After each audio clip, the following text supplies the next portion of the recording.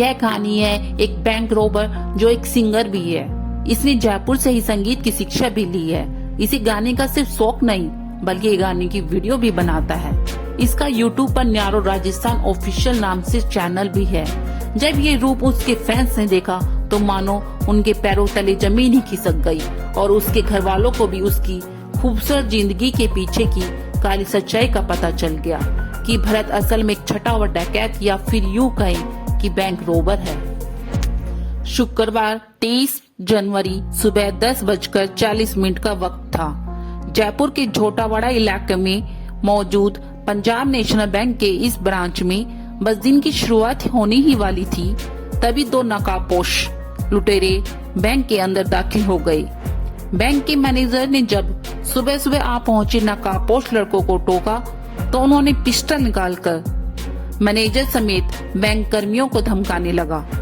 वो अब gun point पर मैनेजर को स्ट्रांग रूम तक ले जाकर लूटपाट करना ही चाहता था, लेकिन इसी बीच कहानी में एक ट्विस्ट आया जो लुटेरों की सोच से भी परे था।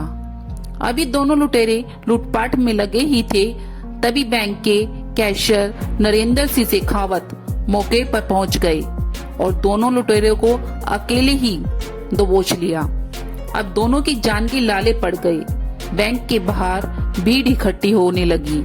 ये देखकर एक लुटेरे ने शेखावत पर फायरिंग कर दी और उन्हें पीठ और सीने के पास 3 गोलियां लगी।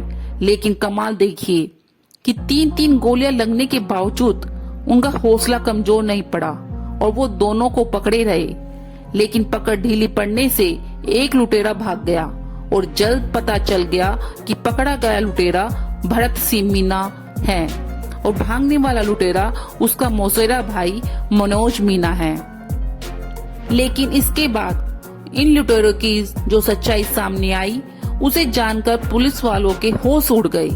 वे लुटेरे सिर्फ बैंक लूटते थे, वो भी साल में सिर्फ एक बार, फरवरी में। पुलिस ने आगे इंक्वायरी की तो उन्हें पता चला भरत मीना ने 2022 को अपना चैनल शुरू किया था, लेकिन लाख कोशिश के बावजूद भरत का चैनल इस तरह से ग्रो नहीं कर पा रहा था जितना वो चाहता था। भरत के चैनल पर सिर्फ 1900 सब्सक्राइबर हैं। ऐसे में उसके चाहने वालों ने उसे सलाह दी कि उसे न सिर्फ गाना अच्छा होगा बल्कि गाने के साथ साथ शूट के लिए अच्छा camera, video editor, sound editor और कैमरा पर्सन की भी जरूरत होगी। बस यहीं से उसने चैनल शुरू करने के साथ साथ आसानी से पैसे कमाने के बारे में सोचना शुरू कर दिया और लूट की प्लानिंग बनाने लगा। वो किसी भी बैंक को निशाना बनाने से पहले अच्छी तरह उसकी रेकी करते थे, फिर बैंक के अंदर और बाहर से जायजा लेकर उसका पूरा नक्शा तैयार करते थे। तब जाकर वो किसी भी बैंक को लूटने का प्लान करते थे और वारदात के बाद बैंक कर्मचारियों के वाहन से फरार हो जाते थे।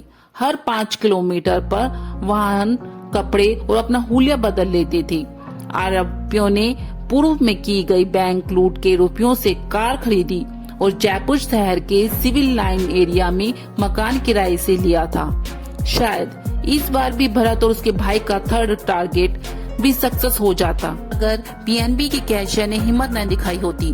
कैशियर नरेंद्र शेखावत न सिर्फ उनसे भिड़ गए बल्कि उन्हें रोकने के चक्कर में हुई गोलाबारी से उनकी एक किडनी हमेशा के लिए खराब हो गई। उसे निकालना पड़ा। इस तरह की कहानी बताने का मेरा मकसद सिर्फ और सिर्फ आप लोगों को सतर्क और सावधान करने का है। फिर मिलते हैं एक नई कहानी के साथ। जब तक सतर्क रहें, सावधान रहें। जय हिंद।